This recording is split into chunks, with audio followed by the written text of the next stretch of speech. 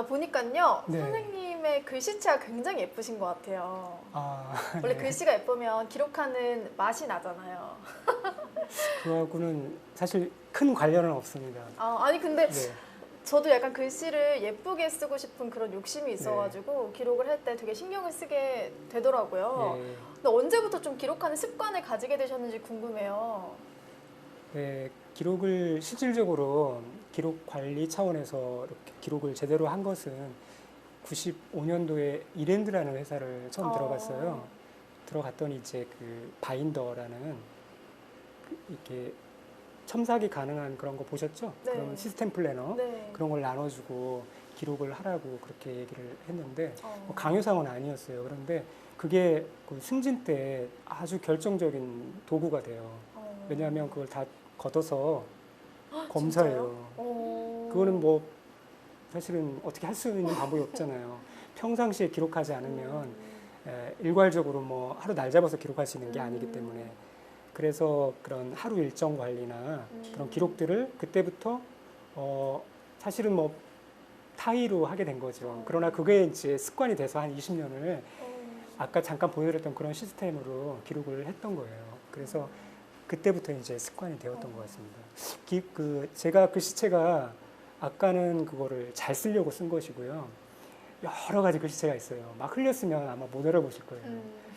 아까 그런 거나 아니면은 그 당시에 이제 그 남에게 보여줄 목적으로 썼던 그런 기록들은 그런 그 기록들은 굉장히 정사체로 잘 썼죠.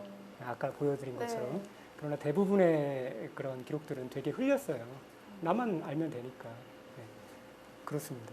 결코 잘 쓴 것만 있지 않습니다.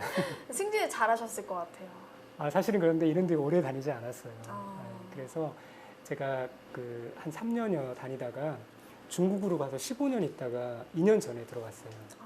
그래서 중국에서는 개인 사업도 하고 그 다음에 이제 회사의 CEO로도 한 7년 정도 있었고요. 그러니까 이제 신입사원부터 뭐 이 단계를 거쳐서 개인 사업, 그 다음에 여러 가지 회사의 그 CEO 관리자까지 두루 경험한 거죠. 그 과정 가운데 다양한 기록 관리를 저는 테스트를 했었던 거죠. 현장에서 내가 직원으로서 아니면 CEO로서 여러 가지 상황에서 그런 것들이 굉장히 현재 많은 도움이 되는 것 같아요. 지금 이렇게 컨텐츠를 만들고 강의할 수 있는 기초적인 베이스가 된 것이죠. 네. 기록의 중요성은 다들 알고 있지만 네. 이렇게 기록 관리로 연구소까지 네. 세우게 된 또 특별한 이유도 있으셨을 것 같아요. 뭐 연구소가 뭐 대단한 건 아니고 1인 기업이니까 예, 뭐 대덕 연구단지에 있고 그렇지 않고요. 네. 네. 그 기록이 사실은 굉장히 중요하잖아요. 여러분 오늘 강의 통해서 중요성을 새롭게 좀 인식을 하셨죠. 네. 예, 너무 중요한데 사실은 너무 저평가되어 있는 그런 항목인 것 같아요.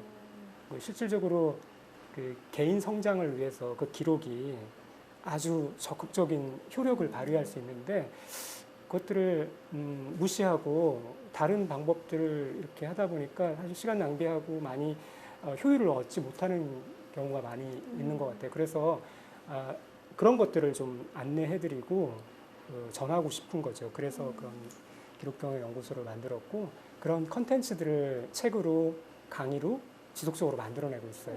네. 사실 기록이라고 하면 좀 듣기만 해도 좀 부담스러운 감이 없지 않아 있는 것 같아요. 저도 기록하는 거 되게 부담스러워 하는데 좀 저 같은 이렇게 기록을 어려워하는 사람들이 쉽게 지금 당장 좀 실천할 수 있는 가장 쉬운 방법이 있다면 뭐부터 시작하면 좋을까요? 네, 기록이라는 말 자체가 좀 부담스럽죠. 네.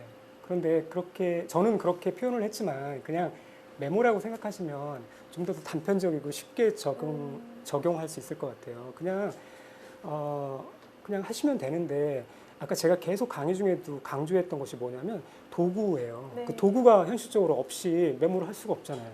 도구란 건 달리 말하면 이런 그 노트와 메모지와 그다음에 또 하나 추가해서 말하면 아까 말씀드린 대로 그 스마트폰이에요. 네. 네, 두 가지 그 도구를 적절히 잘 활용하시면 돼요. 거기서 취사 선택의 경우는 여러 가지가 있어요. 노트도 여러 종류가 있고요. 스마트폰에 앱을 사용할 수 있는 앱 여러 가지가 많이 있죠. 뭐 저희 강의를 통해서도 어떤 그런 좋은 것들을 소개받으셨잖아요. 네. 그런 것들을 좀 응용해 보실 수도 있고 또 뭐 더 잘 하시는 분들 그런 분을 통해서 힌트를 얻으실 수도 있고요. 어쨌거나 그런 도구들을 장착을 하시고 그냥 하세요. 그거 막 방법이 없어요.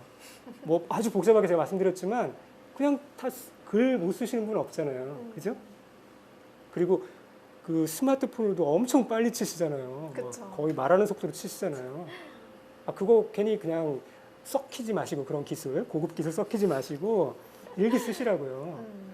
전철 타고 집에 가면서 엄청난 양의 컨텐츠를 생산해내실 수 있어요. 실질적으로.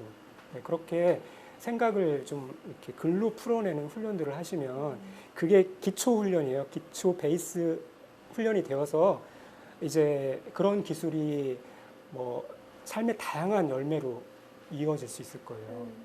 그걸 잘하는 사람이 이제 승리할 거예요. 이제 그런 시대가 됐어요. 컨텐츠 소비자만 되지 마시고 컨텐츠 생산자, 크리에이터가 되시길 바랍니다. 내 빅데이터에 대한 설명을 하실 때 비전을 향해 정렬된 방향성 있는 데이터를 만들어라 라고 말씀을 하셨는데 이 말이 좀 뭐 어렵다는 의견이 있었어요. 조금 더 구체적으로 설명을 해주신다면 어떻게 얘기를 해주실 수 있을까요? 그런 질문이 나올 줄 알았습니다. 말이 좀 어렵죠. 그런데 그 내 비전을 향해서 정렬된 데이터가 무엇인지는 저는 몰라요. 왜냐하면 여러분의 인생이 삶이 다 다르기 때문에. 그러나 이제 그 논리, 그 개념에 대해서 말씀드릴 수 있는데 여러분 다 각자 삶의 꿈이 있고 비전이 있으실 거잖아요. 그것들을 또 찾아가는 중일 거예요.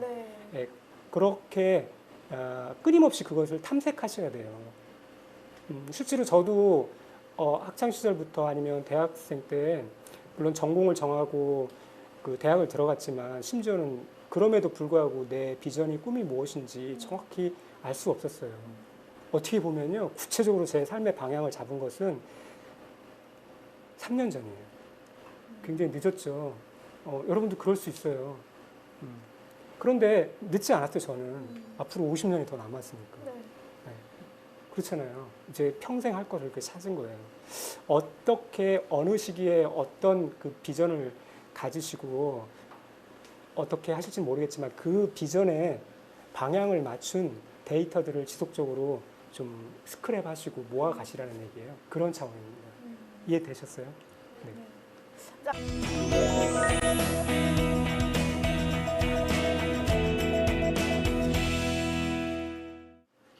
네, 기록을 해서 관리를 하는 게 정말 그냥 기록에서 끝나는 게 아니라 나의 인생까지 관리를 할 수 있다는 점을 오늘 강의를 통해서 배울 수 있었습니다. 마지막으로 이제 질문을 좀 드리고 싶은데요. 청춘들에게 마지막으로 한마디 남겨주신다면 어떤 말씀 전하고 싶으세요? 네. 이런 말씀 드리고 싶어요. 제가 뭐 많은 세월을 살아본 건 아니지만 그 하루하루가 너무나 중요했다는 것을 늦게나 깨닫게 돼서 저도 많이 후회스러울 때가 많이 있었어요. 그 하루하루가 쌓여서 현재 내가 있고 또 앞으로 나를 형성해 가더라고요. 그 말은 사실이잖아요. 여러분들도 마찬가지예요. 그래서 오늘 하루하루를 정말 어떻게 하면 충실하게 열매를 맺는 그런 시간들로 채워갈 수 있을까, 그렇게 고민하시는 삶이 되었으면 좋겠고, 제가 오늘 말씀드린 그 기록 관리가 중요한 키워드가 될 수 있을 것이라고 저는 확신합니다. 그래서 하루하루를 잘 기록하시고 그 기록을 통해서 구체적인 열매를 만들어가는 그런 습관을 지금부터 훈련하셨으면 좋겠어요. 감사합니다. 네, 감사합니다. 참 기록하다 보면 처음에 결심했던 거와는 다르게 왜 이렇게 별로 필요하지도 않은 것 같은데, 시간만 뺏기는 것 같은데, 이런 생각이 들 때가 많아요. 근데 오늘 강연을 들으면서 이제 자신만의 노하우가 생기고 계속해서 습관하다 보면 정말 시간 관리뿐 아니라 나의 인생까지 관리를 할 수 있는 정말 큰 도움이 된다는 점을 알 수 있었던 것 같습니다.